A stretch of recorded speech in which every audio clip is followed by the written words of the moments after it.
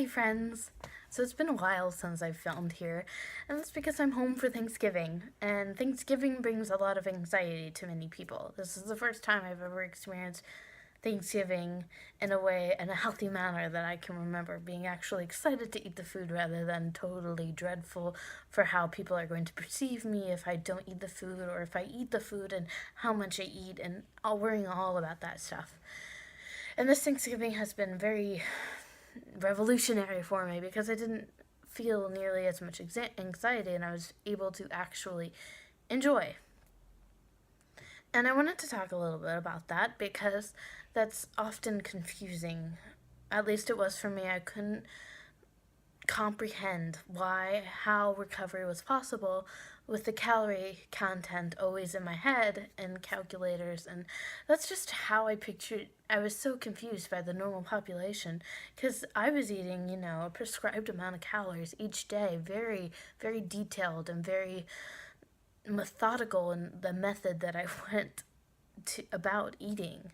I planned every calorie and I wasn't able to have any extra, let alone anything, daily. Like if I were walking past dirt, I would have to plug my nose and hold my breath in order to not breathe in dirt because you don't know how many calories dirt has.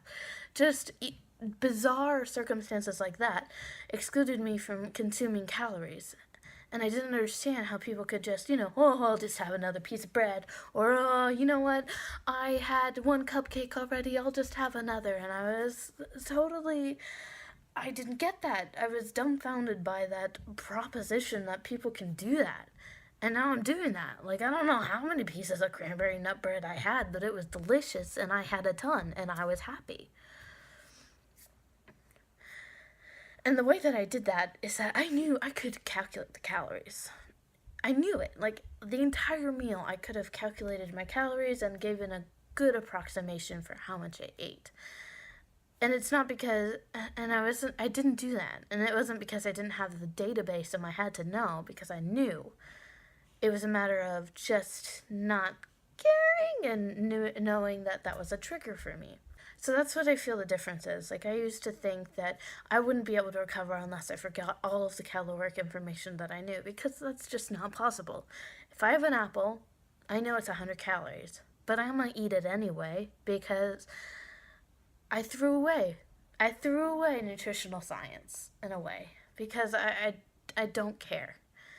I'm just trusting my body because it's smarter than any nutritional scientist I know.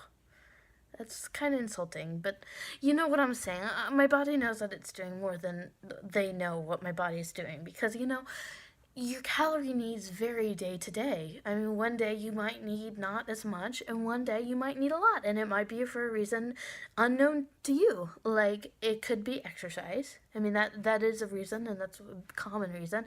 But you don't know if maybe you're fighting off something, and you need more calories in order to produce white blood cells in order to fight that infection. Like, you have no idea what your body's doing daily, and so you don't know its energy needs. But it does. So it's going to tell you through your brain, which is really hard to trust sometimes. I get that. But the key to forgetting calories, because you never will forget calories, is to not care. There are some things in anorexia and restrictive eating disorder recovery that just takes brute force. One such instance is taking brute force and sitting down instead of exercising. Another one is eating the stinking apple, even though it's 100 calories. We're never going to escape calories, ever. If it's in your head and you can approximate, or if it's on the menu and you were going to plan on getting something, you see the calorie content, you panic, you still need to get it because that's what you wanted. You just need to power through and you need to trust your body.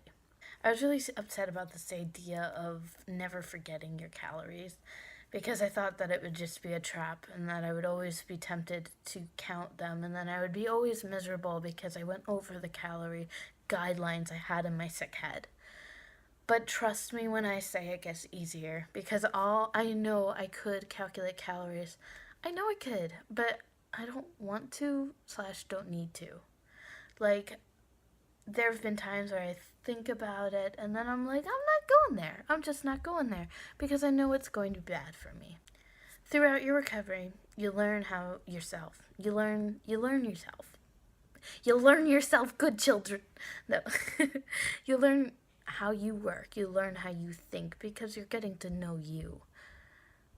And part of learning about yourself is learning your eating disorder and how it manipulates you and your brain.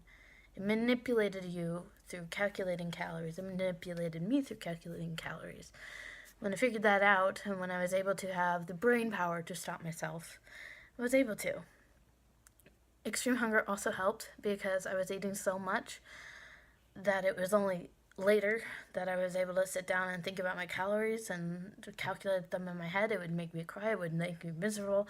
But I learned not to do that because it's technical difficulties. I learned not to do that because it makes me miserable and there's nothing that I can do because I've already resigned my exercise. I've resigned my restrictive behaviors. So all I can do is eat. And calculating the calories does nothing but bring me misery. So I don't. You will have the strength to stop. It will not be a big temptation for you down the line.